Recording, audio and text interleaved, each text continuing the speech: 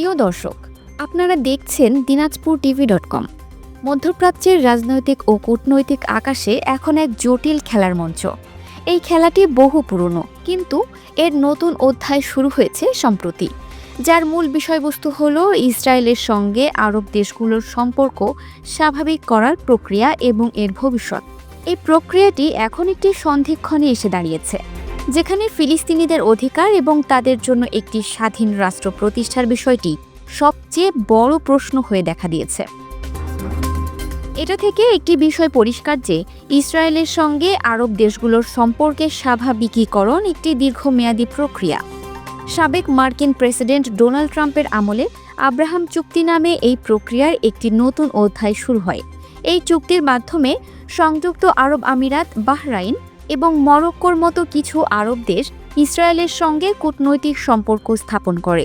এটি ছিল মধ্যপ্রাচ্যের রাজনীতিতে একটি বড় ধরনের পরিবর্তন, কারণ এতদিন পর্যন্ত আরব দেশগুলো ফিলিস্তিনিদের অধিকার নিশ্চিত না হওয়া পর্যন্ত ইসরায়েলের সঙ্গে সম্পর্ক স্থাপনে অনাগ্রহী ছিল।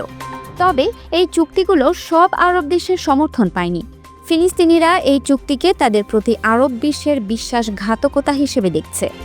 তাদের মতে এই চুক্তি ফিলিস্তিনি রাষ্ট্র প্রতিষ্ঠার প্রশ্নটিকে পুরোপুরি এড়িয়ে গেছে এবং ইসরায়েলকে আন্তর্জাতিক স্বীকৃতি দেওয়ার মাধ্যমে তাদের ওপর চাপ কমানো হয়েছে। ফিলিস্তিনিদের এই অবস্থানকে মধ্যপ্রাচ্যের অনেক বিশ্লেষকই সমর্থন করেন। তারা মনে করেন, যতক্ষণ না ফিলিস্তিনিরা তাদের ন্যায্য অধিকার এবং একটি স্বাধীন রাষ্ট্র পাচ্ছে, ততক্ষণ মধ্যপ্রাচ্যে স্থায়ী শান্তি প্রতিষ্ঠা সম্ভব নয়। এই দৃষ্টিভঙ্গি অনুযায়ী আব্রাহাম চুক্তি শুধুমাত্র একটি রাজনৈতিক কৌশল, যা ফিলিস্তিনিদের আন্দোলনকে দুর্বল করার জন্য ব্যবহার করা হয়েছে। এই পরিস্থিতির সবচেয়ে গুরুত্বপূর্ণ খেলোয়াড় হল সৌদি আরব।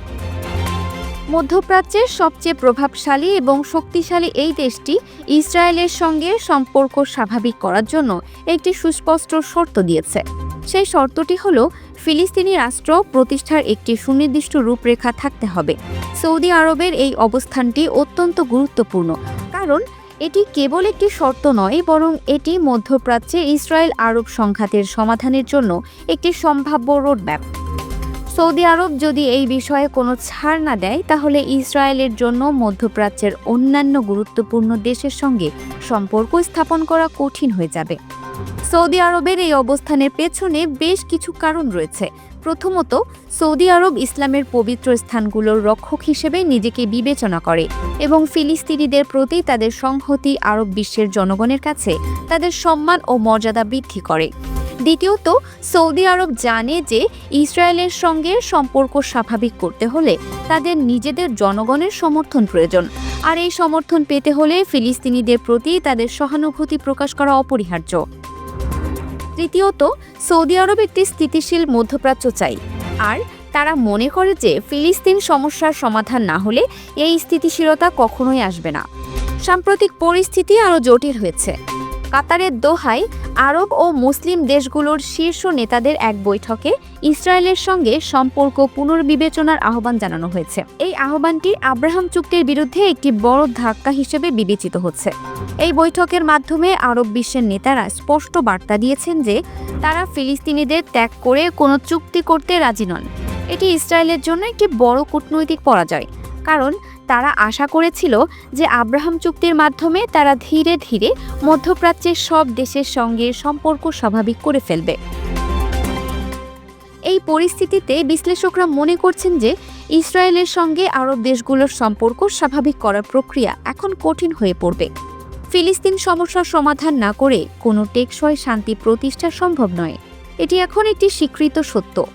যদি ইসরায়েল ফিলিস্তিনিদের জন্য একটি স্বাধীন রাষ্ট্র প্রতিষ্ঠার বিষয়ে কোনো ছাড় না দেয়, তাহলে আরব দেশগুলোর সঙ্গে তাদের সম্পর্ক আরও শীতল হয়ে যাবে। এই পরিস্থিতি ইসরায়েলের ওপর আন্তর্জাতিক চাপ বাড়াবে এবং মধ্যপ্রাচ্যের রাজনীতিতে নতুন করে উত্তেজনা সৃষ্টি করবে। এই পুরো প্রক্রিয়াটি কেবল মধ্যপ্রাচ্যের মধ্যে সীমাবদ্ধ নয়, এর প্রভাব বিশ্ব রাজনীতিতেও দেখা যাচ্ছে।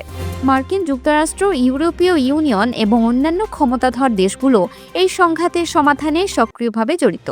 তবে ফিলিস্তিনিদের অধিকারের প্রতি বিশ্ব সম্প্রদায়ের সংহতি এখন আরও জোরালো হয়েছে। এটি ইসরায়েলের জন্য একটি বড় চ্যালেঞ্জ, কারণ তারা এখন কেবল আরব দেশগুলোর নয়, বরং বিশ্বব্যাপী সমালোচনার মুখে পড়েছে।